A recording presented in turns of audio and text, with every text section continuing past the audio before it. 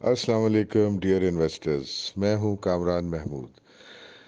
Previous video में हमने pre requisites of investing के बारे में बात की थी कि एक इन्वेस्टमेंट करने से पहले क्या क्या रिक्वायरमेंट्स हैं जो कि आपके लिए ज़रूरी हैं, जिसमें हमने जिक्र किया था कि सबसे पहले तो आपके लिए कैपिटल बहुत ज़रूरी है।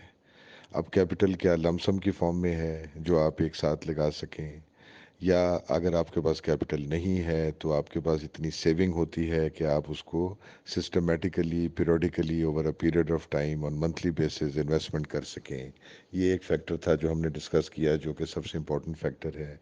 दूसरा, हमने एक ब्रॉडर गोल का भी जिक्र किया था कि आप क्या अचीव करना चाह रहे हैं, अपने आप को 5 साल बाद 10 साल बाद इन्वेस्ट करने के बाद कहाँ पे आप अपने आप को देखते हैं और उससे आप क्या ड्रॉ करना चाह रहे हैं। क्या आप चाह रहे हैं कि आपकी जो पैसिव इनकम है, यानी आपकी जो आमदनी है, उसके अंदर इजाफा हो ताकि आप किचन चला सकें, या कि आप अपने पैसे को बढ़ाना चाह रहे हैं, अपने पैसे को अपनी वेल्थ क्रिएशन करना चाह रहे हैं, अप्रिसिएशन करना चाह रहे हैं in your amount, in your capital. तो ये एक दूसरा फैक्टर था जो कि हमने कंसिडर किया। बिहेवियरल फाइनेंस की भी हमने बात की कि क्या आप ख़तरों के खिलाड़ी हैं, ख़तरे ले सकते हैं, रिस्क टेकर हैं, या आप कमज़ोर दिल के हैं। उस पर डिपेंड करेगा कि ज़्यादा वेटेज आपकी किस तरफ लगाई जाए। फिर कुछ हमने एसेट एलोकेशन की बात की थी कि हमने डिफरेंट क्लासेस हैं जिसके अंदर डाइवर्सिफाई करना है डिपेंडिंग अपॉन वेरियस फैक्टर्स, और पोर्टफोलियो कैसे बनाना है। तो ब्रॉडली हमने जो प्री रिक्विजिट थे वो डिस्कस किए थे। इस वीडियो में हम इसी चीज़ को आगे कंटिन्यू करेंगे और इन्वेस्टमेंट स्ट्रेटजी की तरफ आएंगे। यानी अभी टाइम नहीं आया कि आप इन्वेस्टमेंट अपनी स्टार्ट करने लगाना, अभी एक प्री रिक्विजिट का ही सिलसिला चल रहा है, और जब तक आपका एक स्ट्रेटेजिक प्लान ना बन जाए तब तक आपने इन्वेस्टमेंट स्टार्ट नहीं करनी। अब जो इन्वेस्टमेंट स्ट्रेटजी है वो क्या चीज़ है? वो basically it is a broader framework, it is a guideline, it is a plan जिसको आपने ब्लैक एंड वाइट में लेके आना है, पेपर पे लिखना है, और ये आपने ज़रूर देखना है कि it should be a flexible plan. Initially उसमें गुंजाइश आप रखें, ब्रॉडर चीज़ें उसके अंदर, ब्रॉडर फैक्टर्स आप डालें, और ये बहुत वास्ट एरिया है, बहुत सारी चीज़ें इसके अंदर आती हैं। और उसके बाद आहिस्ता आहिस्ता रिव्यू करते करते, एडिशंस और डिलीशन करते करते उसको और रिफ़ाइन करें, उसको और प्योरीफाई करें, उसको और बेहतर शेप में लाएं, और फाइनली एक आपकी स्ट्रेटजी ऐसी बन जाएगी जो कि वर्केबल होगी, और फिर आप अपनी इन्वेस्टमेंट का काम स्टार्ट कर सकते हैं।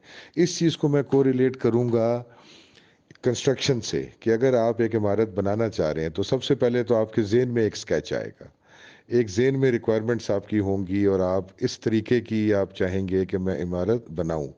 फिर उसकी उस ख्वाब की ताबीर होगी, उसको आप एक पेपर पे लाएंगे एक नक्शे की शक्ल में, नक्शे को रिवाइज करेंगे, नक्शे को रिव्यू करेंगे, जब फाइनल शेप में आ जाएगा उसके बाद इमारत बनना शुरू हो जाएगी, and finally your dreams will come to realization, your dreams will be fulfilled, जब वो इमारत तैयार हो जाएगी। इसी तरह जो स्ट्रेटजी आपकी है, इन्वेस्टमेंट स्ट्रेटजी, उसको आप फॉर्मुलेट करेंगे, पहले जहन में बनाएंगे, फिर उसके बाद उसको आप जो है ना ब्लैक एंड वाइट में लाएंगे पेपर पे, और उसके बाद आपका उसको फाइनल शेप में लाने के बाद आपका इन्वेस्टमेंट का काम स्टार्ट होगा। और ये देखिएगा कि ये कभी भी जो आपकी स्ट्रेटजी है वो रिजिड नहीं होनी चाहिए, it should always be flexible, क्योंकि उसमें गुंजाइश एडिशन डिलीशन की चलती रहेगी।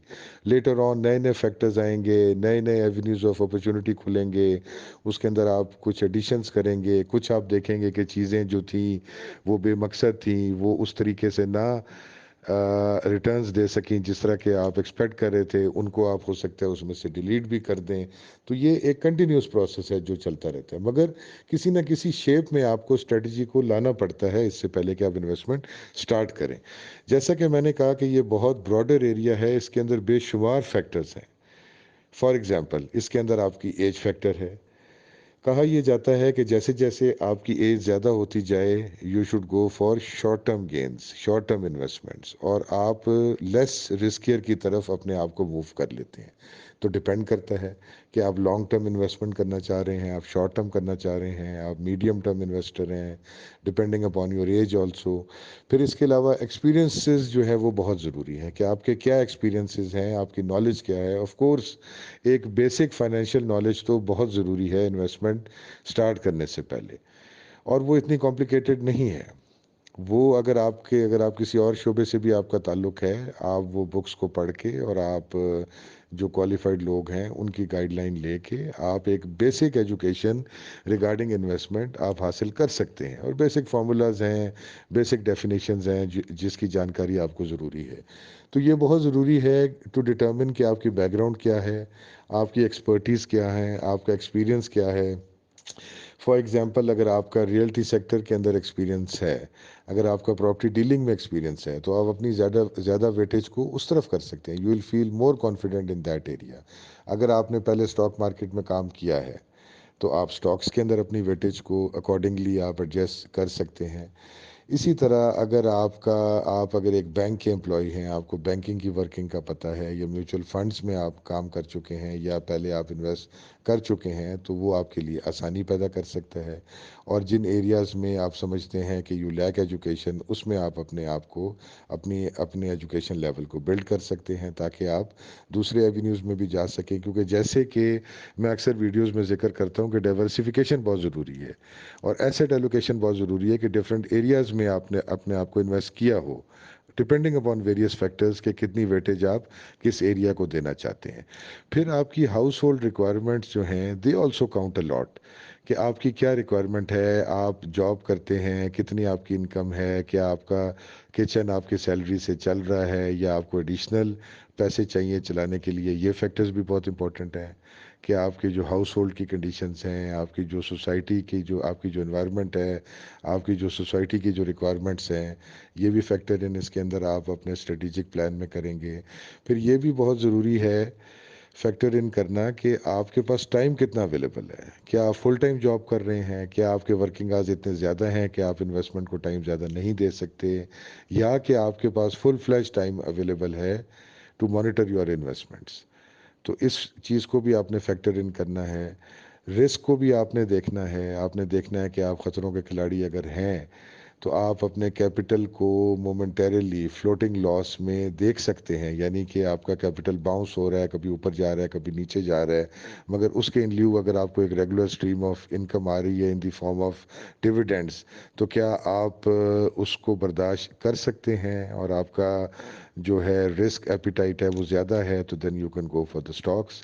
तो ये सारे फैक्टर्स को आपको देख के अपनी स्ट्रेटेजिक प्लान के अंदर इनको शामिल करना है, in the form of checklist, in the form of broader guidelines, in the form of a framework. और जब वो आप उसको एक दफ़ा कर लेंगे, फिर उसकी जो है ना कंटिन्यूस वर्किंग की ज़रूरत है, कंटिन्यूस इम्प्रूवमेंट की ज़रूरत है, कि आप उस पर टाइम लगाएं, उसको रिव्यू करें, उसको रिवाइज करें, और एक फ़ाइनल शेप के अंदर लाएं, उस फाइनल शेप में कि जिसके बाद आप प्रैक्टिकली अपनी इन्वेस्टमेंट की शुरुआत कर सकें।